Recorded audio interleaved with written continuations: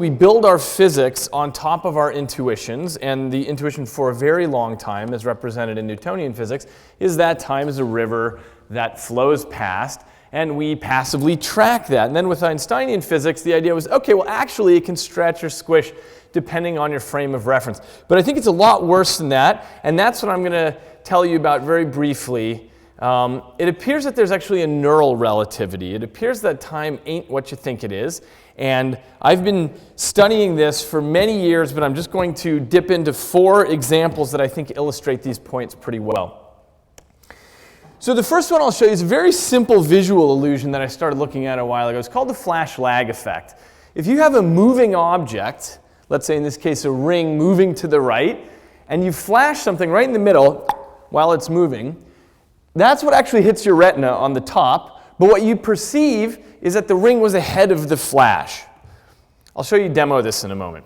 But the question is, why does this happen? So what had been proposed in the literature is that maybe what's happening is you're collecting up information in time, the flash happens, and then your system guesses forward. It says, well, where is the moving object likely to be? In other words, there's motion extrapolation.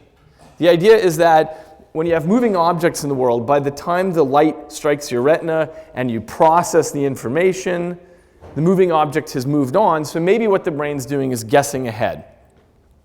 So let me show you what this looks like. This is the flash lag effect. I have a ring going around in a circle, and let's see if I can do this again. And you can, let's say you're fixing on that red square there. You can see that even though the flash is occurring right in the middle of the ring, it doesn't look like it. It looks like the ring is ahead of the flash. Does everyone see that? Okay, that's the flash lag effect. Okay, I had reasons to doubt this extrapolation framework, which is that the brain is guessing ahead. So I did a very simple experiment, which is I have a ring come around and a flash happens just like you saw, and then one of 3 things happens at random. Either the moving ring keeps going like you just saw, or I have the ring stop, or I have the ring reverse direction. So the key thing to note here is that everything up to and including the flash is identical, and all I'm doing is I'm changing what happens in the future of the flash.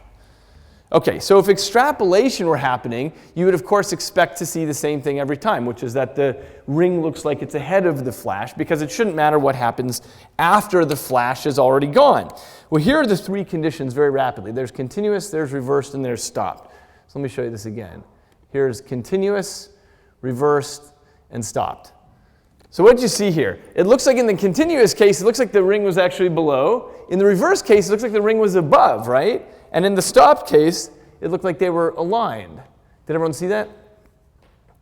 Okay, so if I quantify this is sort of the only graph I'll show, but so here's the continuous, the stopped, the reversed case. Here's a measure of the perceived displacement. We use typical psychometric studies to quantify this, where we sit people down in front of computers, we manipulate where the ring and the flash are taking place, they answer over hundreds of trials how they're arranged, and we can quantify exactly that displacement. So the symbols represent different subjects here, but the key is, you see that in the continuous case, subjects perceive the ring about 5 degrees past the flash. In the stopped case, there's no illusion at all, and in the reversed case, they perceive the ring above the flash, just like you saw.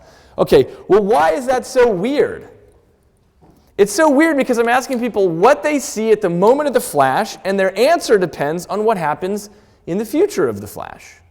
And remember, these conditions are randomly interleaved. So there's only 2 possibilities here. Either our subjects are clairvoyant, which you don't think is happening, or the perception that we attribute to some moment in time actually depends on what happens next, in a little window just after the event. Okay, so it's not that extrapolation is occurring. That's not what's happening. Instead, it's something more like interpolation, where after the event, the flash here, your brain continues to collect up information, and it retrospectively says what it thinks it saw. Now, obviously, there's nothing backwards going on in time, so probably the right way to look at this is here's time in the outside world, whatever we mean by that, and there's the flash, and then you have time inside your head.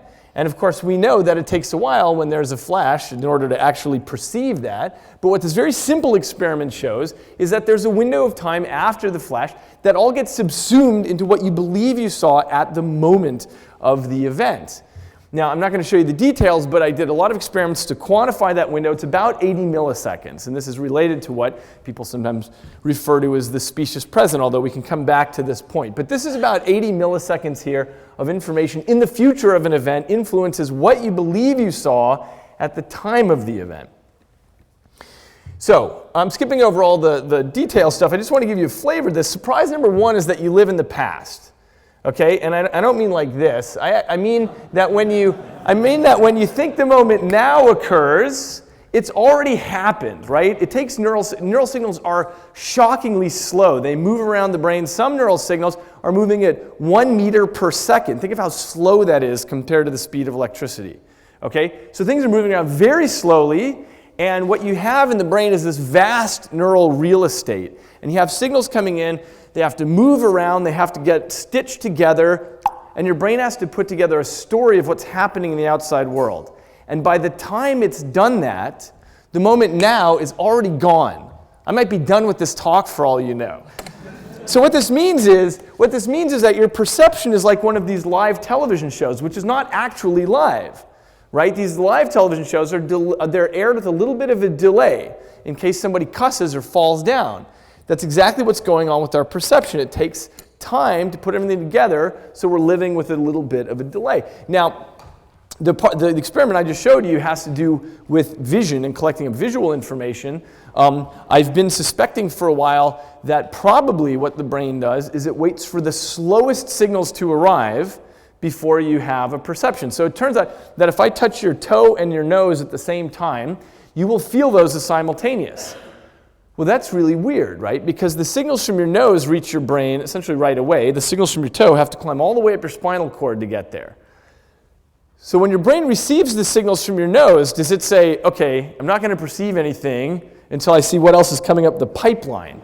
Essentially, yes. Essentially, that's what happens. And actually, a couple of years ago, I was the hero of short people for about a day because I announced on NPR that this made me think that tall people probably live further in the past than short people, because tall people have to wait for the signals all the way to come from their farthest appendage before they can actually perceive what's going on. That means people closer to the ground are closer to the border of the present. Okay. So this is what I showed you with this very simple visual illusion. Then what I've been doing for a while is really trying to understand the relationship between these two lines, between time in the outside world, whatever we mean by that, and subjective time. So for example, can there be time warping? Can you perceive something's happening faster or slower than it's actually happening in the outside world? And what about gaps in time? We have gaps in time all of the time. So think about whenever you blink your eyes, poof, the world goes dark for about 80 milliseconds. It's black. And you don't notice that at all. You don't notice that gap in time there. Now, if I came in and I flicked the lights on and off, you would notice that immediately, right? That would be easily noticeable. It's because it's a self-generated movement. We have this gap in time. It doesn't seem to concern us. It turns out it's a lot worse than blinks, because every time you move your eyes in a ballistic movement called a saccade, you make these all the time, and it turns out most of your visual system shuts down during a saccade so that it doesn't look like the world is screaming past. And you don't care about those gaps in time either. So somehow your brain takes care of these gaps and stitches things together. So this is the stuff I've been studying, and I'll just give you an overview of of 3 more surprises in the last decade that I've come across about time. Okay, and one of them that I want to mention is what happens when you get your motor systems involved, what that does to time. So that's what I'll tell you about now. But in order to do that, I'm going to step back in history just a bit to tell you about Kublai Khan, who was the emperor of the Mongols, and he controlled, by the time he was an adult, the largest empire in history at that time. So this was what he controlled, and he positioned himself over here. And remember, this was in the days before cell phones or internet or Morse code. So the question is, how did Kublai Khan know his empire? Right? It was way too vast for him to have any sense of what his empire was. So what he did is he would hire emissaries, like Marco Polo, for example, and they would travel to the distant reaches of his empire, and they would convey news back to him so that he could know what he controlled. Now, of course, it was more than just one. He had multiple emissaries that would go and explore his empire and come back and tell him news. Now, I've never heard any historian address this, but I imagine this must be true, that Kublai Khan had a temporal problem, which is you might get one emissary coming back and telling you about a war that has just ended, and another one coming back and telling you about a war that has just begun, and they're actually talking about the same war, but because of weather and travel problems and so on, you might get these guys streaming in at very different times. And his challenge is to figure out what actually happened in his empire temporally, given that these guys are getting there at different rates. So you see Kublai Khan's problem. It's exactly the problem that the brain has. So when the brain puts out a motor act, like, sends a motor act down, kicking the ball, it gets all these sensory signals back. You have vision, you have touch, you have hearing the ball. And the problem is that all of these things are not only processed in different parts of the brain, but they're processed at totally different speeds. It turns out that all your different senses have completely different architectures for processing. Your sight and your hearing and your touch have different architectures, and they process at totally different speeds. Okay, so in this vast neural territory here, you're getting signals coming in at different times in different places and getting processed at different speeds. This is, by the way, why they use a gun at the Olympics to start the sprinters, because you can get off the blocks faster to a bang than you can to a flash. And that's because your auditory cortex can respond much more quickly to sound than your visual cortex can to vision. And it turns out the weird part is that your brain, even though parts of your brain will process information much faster than others, somehow your consciousness goes through this trouble to synchronize everything. So I stumbled on a paper years ago from the television broadcast engineers in the first days of television who thought, oh geez, we've got a problem. We want to broadcast the audio signals and the visual signals, but how do we make sure that we keep these things synchronized? And they stumbled on something very weird, a discovery they didn't expect, which is that it doesn't actually matter how well they keep it synchronized, because the viewer's brain will synchronize the signals for them. As long as the audio and the visual are within 80 milliseconds of each other, your brain will put those together. They will synchronize them. So for example, if I were dribbling a basketball here, it would look to you like it's synchronized. The sight and the sound of the ball hitting the ground would be synchronized. If I backed up from you and backed up, it would still seem synchronized, until I get to about 110 feet away from you. And then all of a sudden, it would seem asynchronous. You guys have seen this before, right? Where you watch somebody bouncing a basketball and it seems like the sight and the sound aren't matched up. Well, what's special about 110 feet? You can guess, the speed of light and the speed of sound are now reaching you at sufficiently different times, about 80 to 100 milliseconds apart from one another. And at that point, your brain can't synchronize it anymore. At that point, your brain sees them as being asynchronous. But the point I want to make is that as long as the signals arrive within a certain window, your brain will go through this trouble of putting them together. So the weird part is, even though parts of your brain are getting information before other parts and processing them faster, it waits for all the information to get there, it stitches it together, it puts together the best story it can about what's happening out there, and it serves that up to you, delayed. So when I do this, I see it and I feel it and I hear it all at the same time. Okay, well, why is this important? Part of why it's important is because causality is one of the most important computations that we do, figuring out what did I make happen in the world and what things just happen. Well, in order to do that, I have to know when I put out a motor act and when I got the feedback. If I do this, but I feel like, oh, I got feedback before I even did the act, I would get the computation of causality incorrect. And it turns out, at bottom, causality is a temporal order judgment, and maybe the most important one that we make. So this led my student and I to start thinking about something a few years ago, which is, okay, well, what would happen then? Well, let me back up for a second.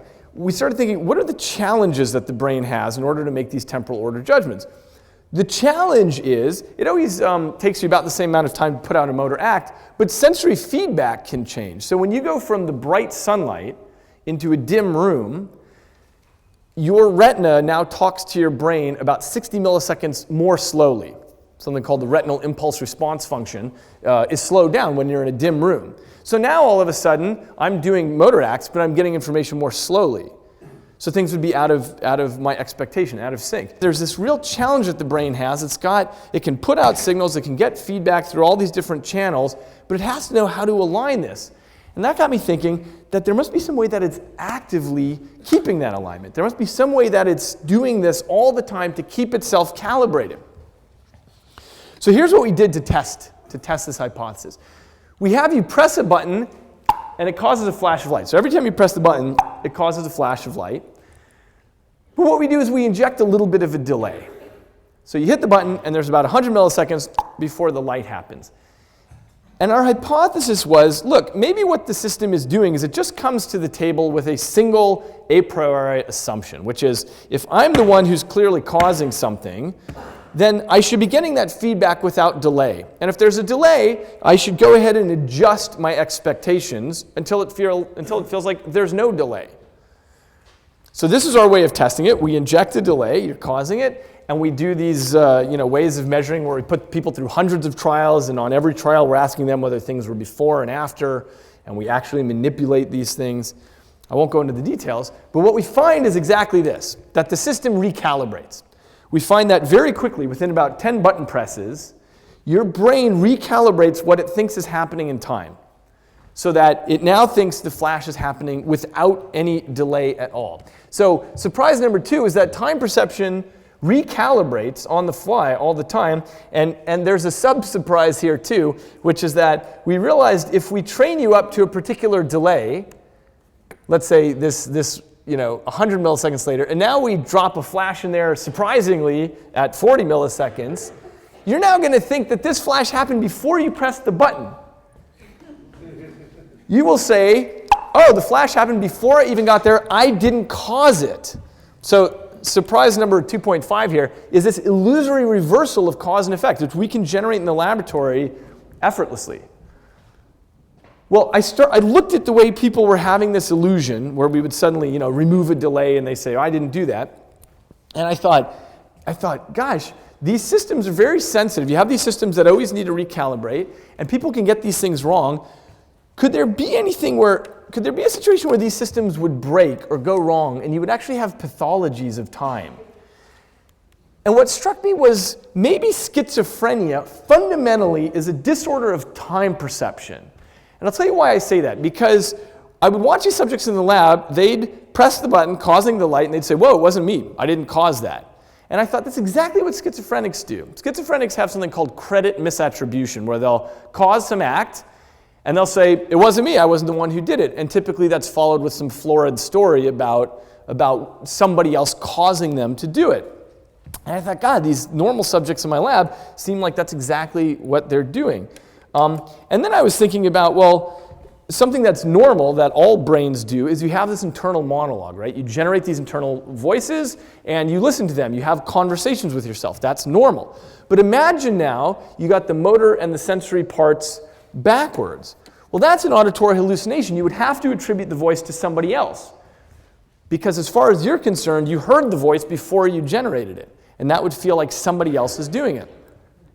So what we're doing now is testing schizophrenic subjects on these temporal order tests. And we're right in the middle of this now, but our initial data seems very promising. It seems that schizophrenics fundamentally do not recalibrate. They're temporally inflexible, which means that when they're getting feedback from the world that their timing is off, they're not using that appropriately to recalibrate. Now, I can't swear that this is right. Ask me again in 6 months and I'll be able to tell you. But if it's right, it's a real game changer, because it means that if schizophrenia is fundamentally a disorder of time perception, we can have an entirely new way of viewing this and a new approach to rehabilitation instead of just pharmaceutical approaches, which are sloppy and not that effective. We can just have people play video games to recalibrate their timing, and maybe their auditory hallucinations will go away. As I said, this is science fiction today, but ask me again in some months from now.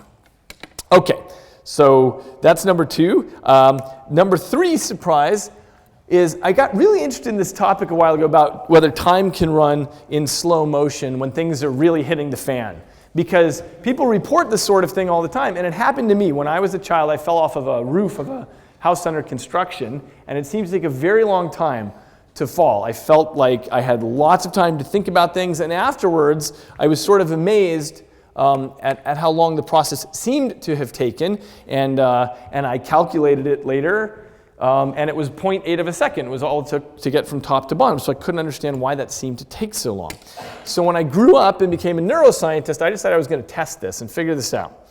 So there are really two hypotheses about why something might seem to take a very long time when you're in a troublesome situation, like your car's going off a cliff or something like that. One is that you've got an increased time resolution. So during the event itself, you've got something like increased time resolution, whatever we would mean by that. And the second hypothesis is that it has something to do with the way that memories get laid down here, or the way that time is experienced here, so that afterwards you look back and you think, wow, that must have taken a very long time. Okay, so what we did to test this is we built a device that we call the perceptual chronometer, and it's essentially a wristwatch device that you wear, you strap to your wrist, and it's made of LED arrays that choose random digits, and they alternate between the positive and negative images. And if you see these things alternating like that, you can very easily read, oh, that's the number 4. But if we speed it up just a little bit more past a very sharp threshold, then you can't read the digit. It just looks like a flat field of LEDs, right? Because the positive and negative are alternating too fast, and they blend together. Okay, so we make this into a watch, we strap it to people's wrists, there's a chip inside that chooses random digits, and it flashes these digits at you and can flash them at different speeds. So we can find out what is the speed at which people can identify the randomly chosen digits, and then and then can we make it faster than that so that they can't read the digits? And can we use this as a way of measuring how fast people are seeing the world? The idea is, let's say we speed it up so you can't see it, and now we put you in a really scary situation where you claim you can see the world in slow motion. The question is, can you tell us what the digits are or not? Okay, so we built the device, but then the question was, all right, how do we make people really scared? Okay, so of course the first idea we had was stick volunteer subjects in a life-threatening, terrifying situation. But we're scientists, so we always try to come up with a better idea. We never actually did come up with a better idea, so we went with the first idea. And what we did is we dropped people from a 150-foot tall tower in free fall, and we had this strapped to their wrist. And what we were asking was, while you're falling to your death, presumably, can you read what's on the wristwatch? Okay, so there were two parts to this experiment. One was, we had people, so before I tell you the results of that, we had also people take a stopwatch and watch somebody else fall, and then retrospectively estimate how long the other person's fall was. So this is them estimating someone else's fall. And then we had them, after their own fall, take the stopwatch and recreate how long their own fall took. And what we found, not surprisingly, was there was about a 36% duration distortion. People thought it took much longer when they were remembering their own fall. It's actually probably much worse than this. It's just that people would say, okay, well, I'm going to stop the watch because I'm kind of embarrassed that I'm still going. But it felt like a really long time. So it's at least 36% duration distortion in terms of how long it felt. But the question is, could they actually read in slow motion like Neo in the Matrix? So I'm going to skip some of the details, but I'm just going to say, we're asking about the accurate digit identification. Here was the expected performance based on time slowing down by 36%. And what we find is that there's no difference in the in-flight performance or just ground-based control, meaning people are not actually seeing in slow motion. So here's this weird thing, that they feel like it lasted a really long time, and anyone who's been in an accident like this knows this feeling that it took a really long time, but they're not actually seeing in slow motion. So this, for me, was surprise number 3, which is that time is not one thing. You can have a distorted duration, but that doesn't entail the other consequences you might imagine. It's not like you're taking a movie and slowing it down. And in fact, if you ask somebody who's been in one of these car accidents where they said, oh my God, it took forever, the glass flying, just ask them, say, okay, well, the person next to you who was screaming, did they actually sound like they were saying, no? And the answer is they did not sound like that, because time is not a single thing that gets stretched out like a movie. Instead, time is fractionated. You have different parts of your brain that care about duration, and you can warp those. You have other parts of the brain that care about simultaneity judgments, other parts that care about flicker rate, other parts that care about temporal order judgments. And these are all separable. And it turns out that in your brain, these normally work in concert. So you think that time is this beautifully unified thing. But what we can do in laboratory situations is start teasing these things apart and show that actually duration can get warped totally independently of the other consequences you might think that might entail. So the last thing I'll show you is a way that we were able to address this a little more finely in the laboratory with a slightly more sober experiment, which is using something called the oddball effect. It happens that if you're looking at a series of things and then there's something unusual, the unusual thing seems to last longer. So if you're judging the duration of these, did you guys see how the clock seems to last longer there? So they're all presented for exactly the same duration, but it turns out that an oddball in a visually presented stream like this seems to sort of be expanded in its duration. Okay, well, why is that? Well, one thing we found is also, I should just mention, it's not just the oddball, but it's actually the first one in the series also seems longer than the successive ones. So if I were just to make a cartoon of this, here's the series, and here's some oddball that I'm throwing in. And if we plot the perceived duration, what you find is that the first one in a segment seems to last longer, and then the oddball seems to last longer also. Okay, well, it turns out that you might notice I didn't label the units on the y-axis here because you could think about this as an expansion in time of the oddball or first one, or you might think of it as a contraction of the thing that's being repeated. Maybe it's that the thing that's being repeated is contracting in its perceived duration. And the reason that's an important distinction is because when I started thinking about it that way, I realized that actually that maps onto something quite interesting, something called repetition suppression, which simply means when you show the same thing to the brain over and over, you have a diminishing neural response. So the first time I show you the shoe, your brain goes brrr, and the second time I show you the shoe, your brain goes brrr, and then the third time it goes brrr. Your brain doesn't care as much. Now, this used to be interpreted as fatigue of the neural response, but probably the better interpretation is that it has to do with coding efficiency. Your brain says, oh, I get it, it's going to be a shoe, it's going to be a shoe. And as your brain gets better coding efficiency, it can burn less energy. Energy, as Malcolm was saying in his talk, is one of the most important things that goes on in the brain. We are mobile creatures that run on batteries, and it is the most important thing for us to conserve. And so smart brains are always trying to figure out how can I predict what's going on so that I use less energy. So the point I want to make here is that when you look at what happens in the physiology with the neural response, it happens to map on exactly with perceived duration. I can use either axis here, and what you see is the same pattern. Here's just an example of this, one of 1,000 examples on repetition suppression, which is, if you're showing a monkey the same thing over and over, the red dots are where you're showing the same stimulus over and over, and you're looking at the response of the neuron in spikes per second. You see, there's a diminishing neural response each time you present it. And so the suggestion that we recently made is this really weird relationship between what's happening with neural response and subjective duration.